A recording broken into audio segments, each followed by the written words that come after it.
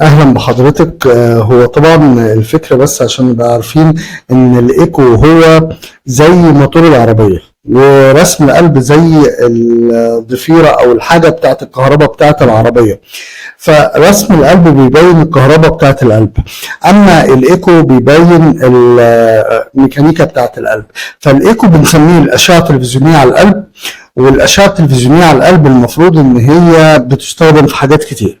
يعني لو حد جاي بيشتكي ان في وجع في صدره من ناحيه الشمال، في نغزات بتجيله سواء في القلب من فوق، سواء سواء تحت الابط، الكلام ده، فالمفروض ان هو يعمل ايكو. طيب لو في حد جاي بيشتكي ان انا بحس بحجر على صدري، او بيسمع ناحيه الشمال كده في دراعي الشمال بيطلع لغايه الفك، بحس بالفك، فده محتاج يعمل ايكو. غالبا دي بتبقى بدايات ذبحه صدريه، او الدم اللي بيغذي القلب نفسه مش كويس.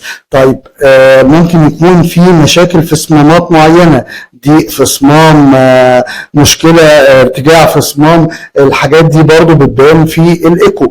طيب حد جاي بيشتكي انه عنده صداع جامد، وقسنا الضغط لقينا ان الضغط بتاعه عالي، فده وارد جدا ان انا لازم هطلب ايكو عشان اشوف السبب ايه. طيب حد بيشتكي ان هو طول الوقت بيحس بنبض جامد في راسه، من ضمن الحاجات اللي انا هعملها ان انا لازم اعمل ايكو.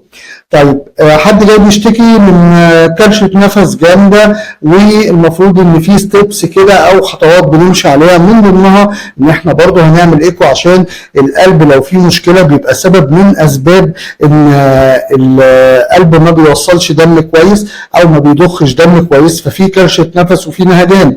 القلب بيبذل مجهود جامد عشان يتخطى بقى اي مشكله، الضعف بتاع القلب نفسه، او ان في كوليسترول ودهون كتير، فممكن يعمل كده. طيب في سؤال بتسأله كتير، هو ممكن مشاكل نبضات القلب، سرعة ضربات القلب، بطء نبضات القلب، انه بيفوت دقة، هل ده ممكن نكتشفه بالايكو؟ طبعا.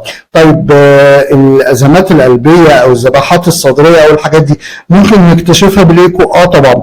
فالايكو دي يعني امتيازات كتير او حاجات كتير احسن من فكرة رسم القلب. طبعا ان كان في معظم الاحيان احنا بنستخدم رسم القلب كحاجه اوليه مبدئيه كده لما بتكون في حالات قلب. طيب لو حد داخل يعمل عمليه وهياخد بنج كلي، يعني هياخد تخدير عام، فالمفروض ان احنا محتاجين نعمل اشعه تلفزيونيه على القلب، الايكو.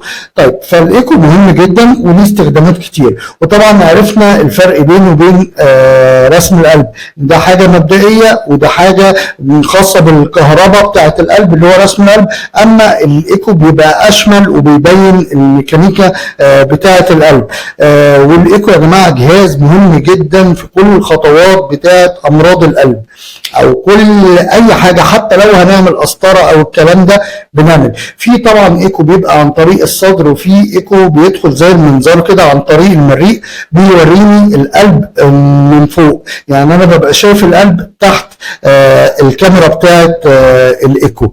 يا رب الفيديو يعجبكم، ومتوفر عندنا ايكو، واحنا تحت امركم في اي حاجه، واللي عنده اي استفسار احنا تحت امركم. اشوفكم على خير، السلام عليكم.